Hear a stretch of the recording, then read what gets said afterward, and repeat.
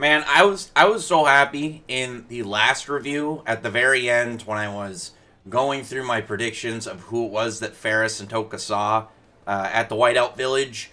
Because at the time, I only had the three guesses. I had a new Moonlit Beauty God, the Grand White Priestess. I was like, well, maybe she betrayed him or something. Who knows?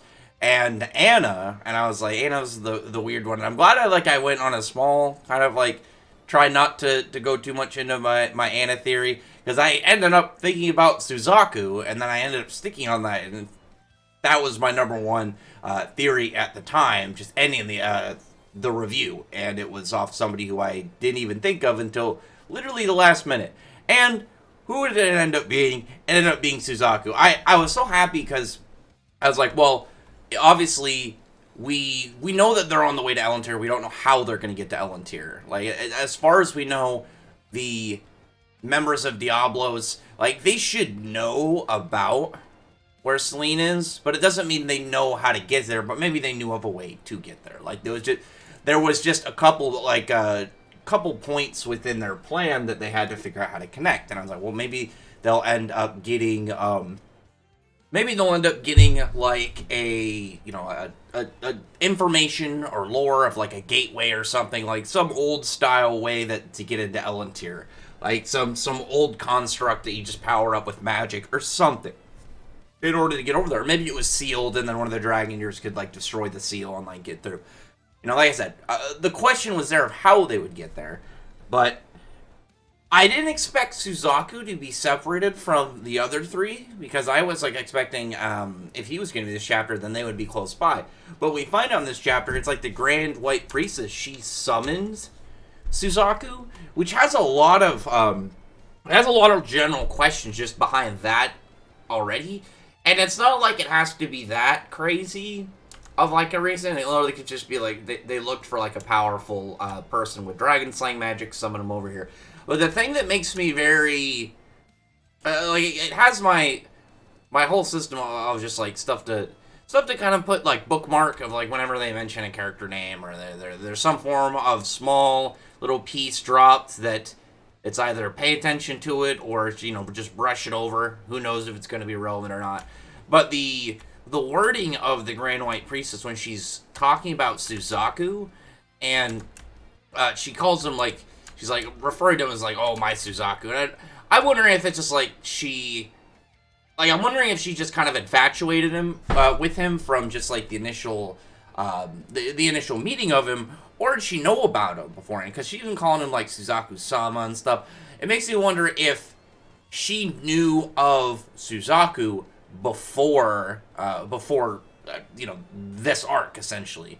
Because the thing is with the Dragon Eaters, that's a big question mark, is exactly their origin. Because we don't really know anything about Diablos. We don't know anything about Gior. We don't know exactly when they became Dragoners. We don't know anything about them. I mean, like, literally look at Wraith. Wraith randomly, like, decided that he used to be a member of Fairy Tail. Like, it just that bit of lore, like, actually getting one of their backstories that ended up being so unforeseen like that, it just makes it, like, the big question around each of them so big. Like, they could easily have, like, a simple backstory, or they could have something, who knows what, because Suzaku could easily be someone like Elefsaria or Irene or even like Agnologia, where they got to a level of dragon slaying magic, obviously, like becoming a dragon or something. Just eventually in that process, because obviously as a dragoner, he's a little different. Like, we don't know the full extent of, like, what makes the Dragon Eaters different at, like, a structural level for their magic. But essentially, like, a way of not aging. Like, say, like, he just achieved that status that these other guys got, to where they just stopped growing old. And it's like, maybe he's actually, like, 150, or even if he's, like, 80. Like, say he's been to Elentier before. Like, think of it like this. Maybe the Grand White Priestess knows about him because she met him way earlier in her life. And maybe Suzaku has just looked the same, like, the entirety of her being from, like, a young girl to, being an old priestess lady. Like, I'm just guessing somewhere in, like, her 80s or something, who knows what. But there's a lot of just raw questions that surround the Dragoneers and then Suzaku, especially here, because, like I said, we got some learning and information that could tie to something with him. Because he could easily be 25 or he could be 250. We don't know. This arc has so many like high up in the air possibilities. Because like I've mentioned, like when I did my initial theories going over like the yokai incident, like when they're all down dealing with yokai versions of each other, I was like talking about like if Gray was gonna fight Juvia, and I didn't mention it much at the time of like just the fact that you can include almost anyone if you think that it makes sense into a situation in Elantir, because at any point Selene can just summon somebody. There's zero cutaway of like character getting from wherever they're at now to Elantir. Like it's not like when we had the stuff in Drasil, I was like, what if I was wondering like what if Sting and Rogue or like Gildarts or somebody showed up, like somebody important that could tie into the story, but also obviously provide a level of just general usage to whatever's going on. And it was like, well, it's a little hard because they would have to somehow get there, and it's not like they could just decide to show up now. Otherwise, unless they have teleporting, or one of them is gonna flex an absurd level of speed to go from a continent away over to Drasil. But with Selene, like Selene can just teleport people. She can do it across dimensions at any point she wants. So with the other characters, it's like it's so difficult to try and gauge who is gonna show up in this arc and who isn't. Because I really doubt that Selene is not going to pull over a couple people. It'd be really weird if, like, she has just this ability to do so and just doesn't with her personality. It's not, like, required, but it'll be very strange if she doesn't. But, getting back to the chapter, like, Ferris, like, is obviously, like, just coming on over to the Whiteout Village, and she's, like, looking at ruined people on the ground. She's, like, asking if Suzaku's the one that did it. And the things also that make this chapter really solid for me, because when I was just thinking about the chapter, like, at any point between the last chapter and now, over just the general idea of it being Suzaku, and my hopes for this chapter, I was like, baseline, I'm just hoping it's revealed who it was, and then, like, second tier of, like, I was hoping it was going to be Suzaku, because I didn't want it to be, like, this chapter goes completely different. It goes back to Natsu and crew, and we don't even see who this is. And it's one of those times where it's just teasing you a character and then waiting forever to show it to you. And then it's like, well, and unless it's like some big vital plot point, what's the point of not showing him? But it was more important, obviously, here because we found out a lot of information about what's going on between, general with Elantir, as well as what's going on with Diablos, as well as their outlook. Because I was hoping for, like, a big flex. Like, when I was initially thinking of, like, what would be the perfect panel of just general, like, having him in this chapter, I was thinking, like, maybe if he attacked Ferris, and you just get, like, one of those panels where it's, like, a double spread, but there's, like, a couple panels, like, along the bottom, taking up, like, a fourth or so of the page. But then the top, the rest of it, like, everything above it is, like, one big spread. And it's, like, I was just imagining Suzaku, like, he pulls his sword out, and you don't even see the slash, and it's just like him with the sword all the way extended on one side of his body, and then you saw like mountains or something off in the distance, or clouds, or something really crazy just to be a general flex for him, like all cut up, just way off, or like some really crazy power, because we don't know enough about Suzaku, ability-wise. We just obviously seen that he's a swordsman, obviously a 5th generation Dragon Slayer. We don't know enough about the specifics of what he can do, because as far as we know, he could have other magic. He doesn't have to just have dragon slaying magic. But I did get a flex from this chapter. I was very happy about that. But the thing that I didn't think about, that I was very happy is in this chapter, was just his general demeanor. Because I was thinking more if he decided to attack Ferris. Or, like, I didn't consider the idea of he's here and it not be for, like, a hostile reason. Because what they're saying is, like, the people that are actually on the ground are not actually humans. There are these creatures called Sumeaka, which is like bits that came off of those big hands that showed up, attacked the main cast as soon as they got into Elantir. But they're like spawns off of that. Like I think like the name means like fingernail third or something, and there's like a panel showing like a bunch of junk falling off of the fingers of one of them. So I'm just going off of like they're like weird minions that just kind of spawn. They just all fall off it and then take different shapes, like almost like literally just mimics or some form of shape-shifting monster that comes off it. And I thought that was pretty cool because it makes sense of why they would want to keep Elantyr's magic down as much. Like, it constantly going in and trying to keep it balanced, white out areas and stuff that there's too much magic. Because eventually these things would just spawn, and then if they get out of control, then they're going to make more of these little creatures that are just going to attack people and cause damage. But I was very happy about Suzaku's general demeanor. I was very happy with how he talked to other people around him and how he just generally behaved.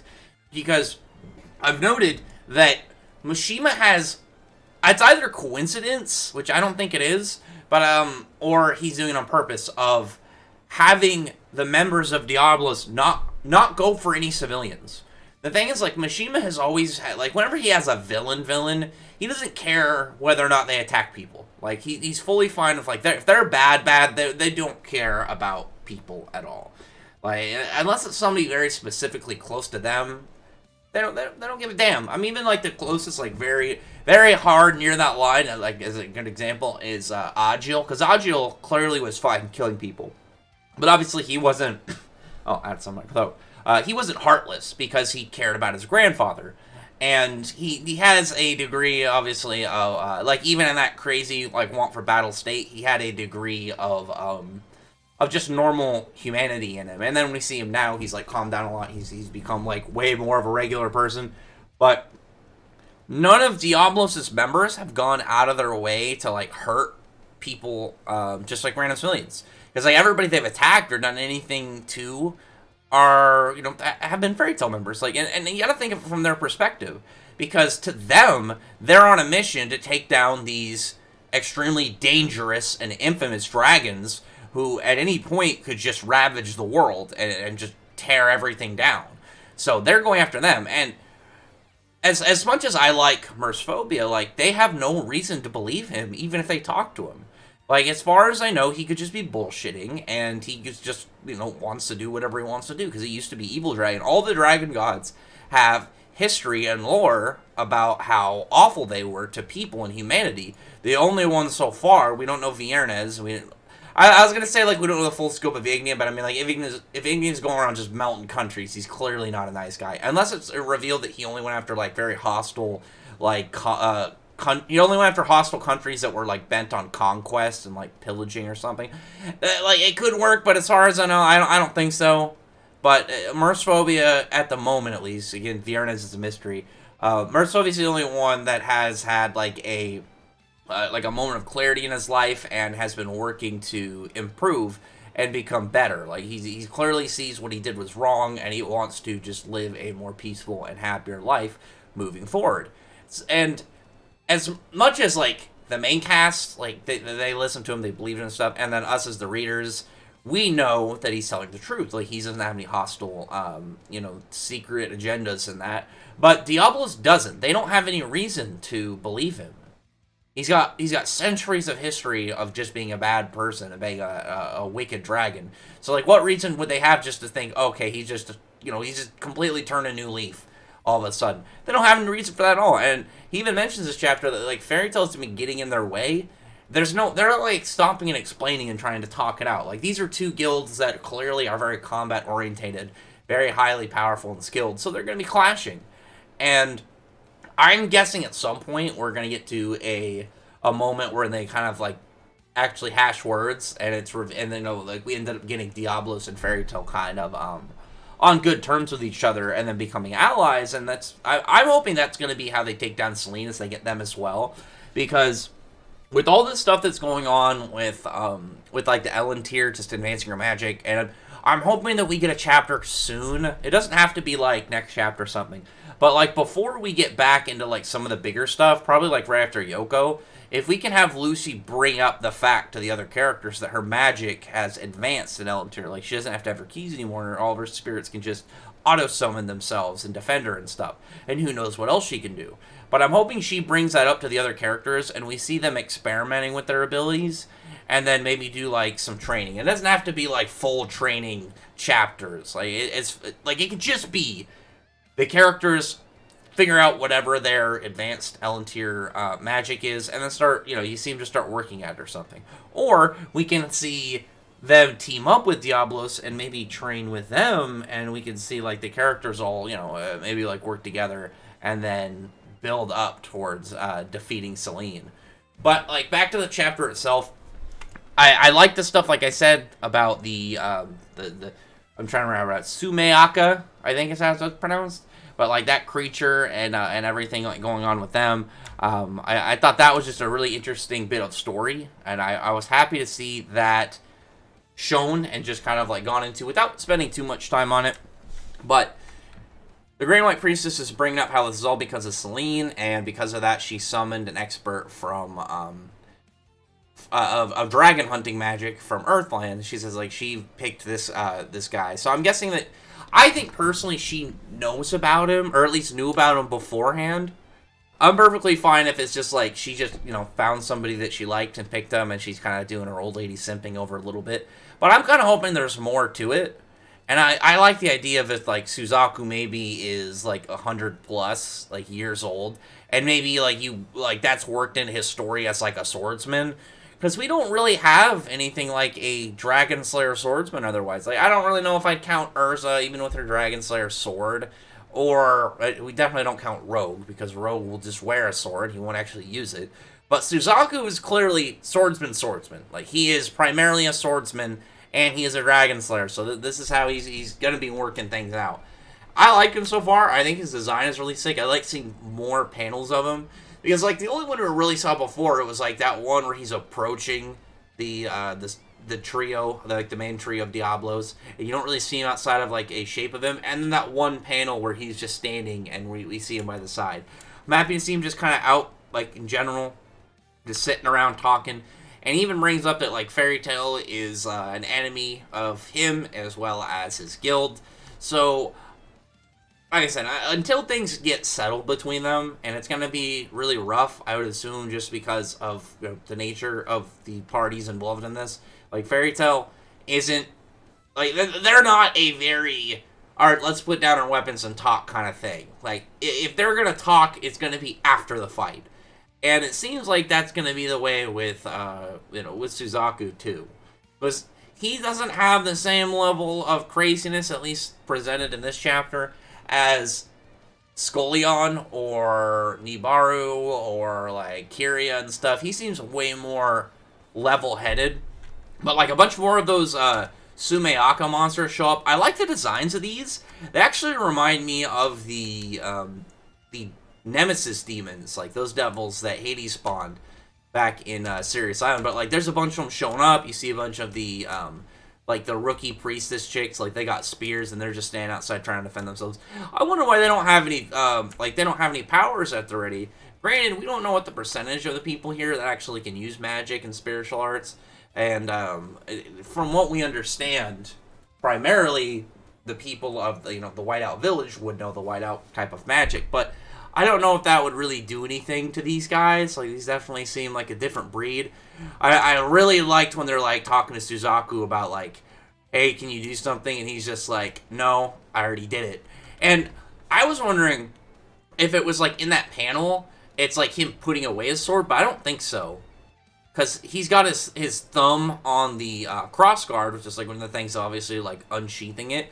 But he literally doesn't even get up. He pretty much just pushes his sword so just barely the blade slides out of the sheath, and then those monsters are cut down. Like, they're just done. He just, like, slices them up from afar, and it looks so good. I was very happy with this. Like, it wasn't, like, the same level of, like, crazy flex. But at the same time, I think it's just in the same areas. Like, I was hoping for, like, maybe, like, a raw power or, like, a hacks ability. But speed, I mean, like, when you do speed stuff like this, it's always hype. But on top of that, this means that he's going to be one of those quick draw swordsmen. And I love those, where they do the really fast slash and then they resheath before they do another attack, or at least they resheath somewhere along there was. I really like those. I've always thought those are really cool. And to have him in there, man, it's going to be hype. We haven't had a guy like this in a bit. Like, just some raw big flex character, not associated with the, like, not even under the big character, like the big one of the arc. Because usually we'll have the main focus, obviously, being on the primary antagonist of the arc. And, you know, like, in the last arc, we had we had Alderaan. And even with, like, the members of Fairy Tail that were controlled, the members of Diablos that showed up the God Seeds, none of them had hype like this, just go, like, straight out of the gate, and I've really liked that. But, like, obviously the other times are different. Like, there are different variables and different setups that build for a completely different scramble of battles and action going on. But, man, I really like that we're getting a character, again, not associated in the main cast, not associated in the primary bad guy group, but just a third party who's just flexing. And on top of that, he's a Dragon Slayer. And on top of that, he's a Dragon Slayer swordsman. So, Diablos is just up right now. I imagine, though, that any of the other three that he would have came to Elentier with, which, again, I'm very curious as to where Madmol, Curie, and Scolion are. I'm happy that they should be in the picture. I assume that whenever Suzaku got summoned, they also got summoned, but they got separated, similar to what happened with the Fairy Tail members when they showed up. I'm just guessing. But I bet they could have done this easily, but I don't think they could have done it as smoothly and effortlessly that Suzaku did. Like, I figured they would get up, probably, you know, like, do an attack, no diff all these guys, but, like, just the way that he did it so fast that none of these characters saw what happened. Nobody even realized what he did. Like, they didn't even see his sword out. There wasn't even, like a moment where he does, like, says some cocky move to these creatures and they don't realize what's happened. It's just like, no. He pushed the blade pipe slightly out, put it away. They're done. Just dead. I thought that was just a really, really sick flex move. I can't wait to see this dude fight more. Like, I've mentioned since he came out, like, I've been very hyped about Suzaku. I really like his design. I'm hoping we can get a little bit of information about the other Black Dragon Slayer Knights from him. I want to say, like, I was going to say, like, before he goes away, but, like, I'm really hoping Mishima doesn't get rid of this guy. Like, when he's defeated in this arc, I'm hoping it's one of those ones where it's not like he's dead, or he becomes one of those characters who's defeated, and then it's like, well, he's lucky to get a panel. Like, unfortunately, that's happened to some characters sometimes. That's what happened to Bacchus. I always liked Bacchus. I thought he was really cool in the Grand Magic games and stuff. But unfortunately, when Mishima got bored of him, he just stopped. Like, he was really hype at the time when he was in the story, but, like, after his fight, Mishima just didn't really do anything with him anymore, which was always unfortunate. I really hope that's not going to be the case for Suzaku. Like, he's so hype already. He's cool. The only way that I could see his character... Well, I could see, like, his character getting, like, a demise set up, and me... I don't want to say being okay with it, but, like, I'd be so upset if he died in any way. Like, that would just kind of, like, crumble, like, what's been set up with him so far. But the only way that it could happen, and I wouldn't be, like, legitimately upset, is if Selene does it. Or, obviously, like, anybody's Selene's level, but you know what I mean? Like, it's similar to, like, with God Serena. When God Serena got taken down, it was unfortunate, because, like, we had known about him since, like, the start of the arc. He's, like, first was Saint, the character that people have been wondering about for a long time. But he challenged somebody he shouldn't have challenged. That he absolutely should not have been as ready to, well, in his head, like, and hastefully to go and attack. Like, that was a bad move for him. Shouldn't have done that. It's what happens when you try and, like, swing multiple tiers above you with a guy who wants you dead. It's just gonna kill your ass. Luckily with Selene, though, if Suzaku attacked Selene, he would probably just teleport her, or try and make her part of, try and make him part of her game too, for her entertainment.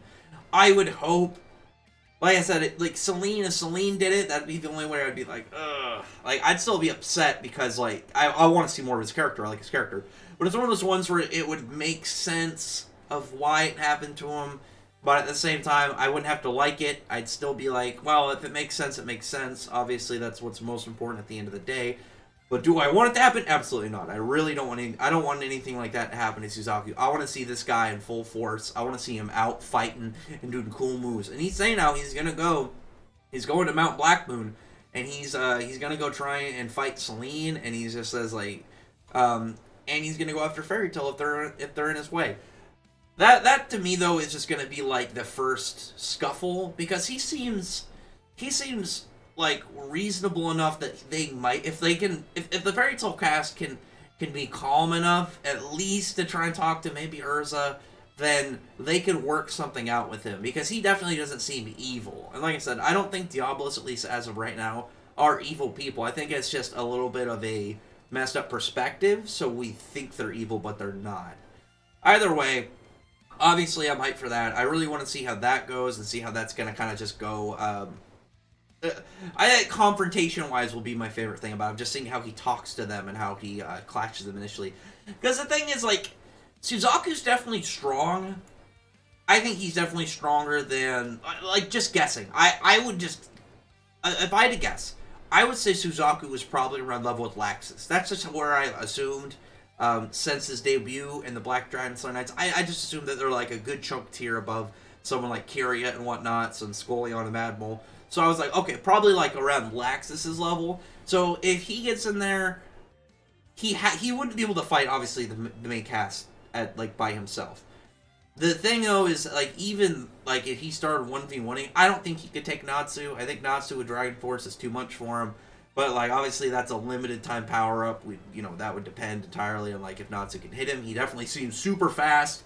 So put a pin in that one. That's a bookmark, just in general on what exactly he's gonna do and how he's going to perform once he comes out. Of course, that's sadly gonna be a while because he just got his chapter. We're probably not gonna see him again. I'm guessing for like 2 to 3 chapters because like this chapter ends like you have some just general like some funny moments. I liked where Natsu was like saying if he was a yokai it'd be a dragon candle yokai, so it's like I actually want to see if that's an actual yokai or if that's just something he thought of. But I like that. I thought that part was funny where he's just like wondering what he could have been if he was a yokai. We see them just kind of like having some funny back and forths like Aquarius like, keeps bringing up that like the yokai Lucy didn't have any clothes on. She should have went after Urza too, because like Urza's yokai form had her tits out and everything as well. She's just over here picking on Lucy, but that just makes sense though with how Aquarius is. But while they're just doing their thing, here comes Yoko, and Yoko. I'm very curious about Yoko, about like and not in like her character in total. Because she's clearly... I actually figured Mimi would be the first down for the Moonlit Booty Guides. But she's shown up. Obviously, Wendy knows about, like, she has to give them Superior in order to hurt her yokai and stuff. She's doing that. She's giving that to them. And then, like, you have this last page where she's like, you still don't get the true form of Pandemonium. I wish the translators went with the initial Japanese translation. Because I know it's not the same. It's not entirely Pandemonium. It's like Japanese for, was it like 100? It's like 100 Demon Night Parade or something. I don't know. I don't think Pandemonium's the right word, but I could be wrong. Either way, I want to see her get a good showing. Like obviously, like she's a big placed character. She's under Celine and stuff. But I don't see her really having a good time against the entire main cast. Especially now that they know, like, the trick to hurt Ryokai. You have Natsu and Gray with them as well. You have Lucy. And I'm guessing that she's going to end up being, like, for the most part, a punching bag kind of fight. Because I think that, like, with all these mass, like, small opponents, that the main cast is going to start, like, learning, oh, well, what is their advanced magic? They're going to start practicing on these guys, I feel. And then maybe that's when, like, near the later portions of the fight, you can have, like, them actually, like, fight her seriously. I wonder if she can fuse with Ryokai, similar to what she did with the other characters. Maybe they do that to herself. And then, like, the question would be, like, how many can she fuse and do at once? but I don't see them killing her. But I feel like I don't know why, because there's no real reason to mention that other than like I feel like they'll get to like to a point where she's low and they're not gonna do it, but then Suzaku shows up and just cuts her down and just swipes. And that would be the reason for them to have beef with Suzaku, because Suzaku logically would want to kill Yoko because she works for Celine. He's here to kill Celine. I wonder if he's gonna look for his other guild members before that, but we'll see. Outside of that, like it would be like a solid reason for him to do it, because obviously, like I said, he would want to take her down. But also that would probably piss off the main cast, because like if they have no intention of killing her and somebody just sneaks up and kills her, that's gonna rile them up. Like don't even need to try and give a lot into that. Like we know how they are. We know how they're gonna be. So I mean, even actually, literally, just think back to Kagemaru. Or sorry, Kageyama, rather. I was thinking of the Yu-Gi-Oh character, Kagemaru. Kageyama back in Eisenwald, like, they were not, like, Natsu was not happy with him stabbing a member of his guild. Granted, they're in the same guild. Well, they were, and that's, like, one of Natsu's big thing is, like, he hates it when people team attack. And it's not, like, friendly fire of any kind, even if you're his enemy. If he sees you attack one of your own group members, he's gonna be pissed. But we'll see. Like, there's a lot of stuff just generally around Suzaku. And it's really funny because the chapter, for the most part, focused on Suzaku and stuff, and, like, didn't do much with the main cast. And that's how it felt as well at the previous Four Nights of the Apocalypse chapter and the most recent Eden Zero chapter. Like, the chapter before in Four Nights of the Apocalypse was way more on other characters, not on the main character, and like going over just general kind of the scope of what's going on right now and setting up some lore stuff similar to what happened in Eden Zero with Ziggy in this last chapter, and then in this one we got Suzaku. So I love it when we get chapters that we just get a general good amount of information and that expands upon stuff that or the questions that have been sitting that we don't really know of.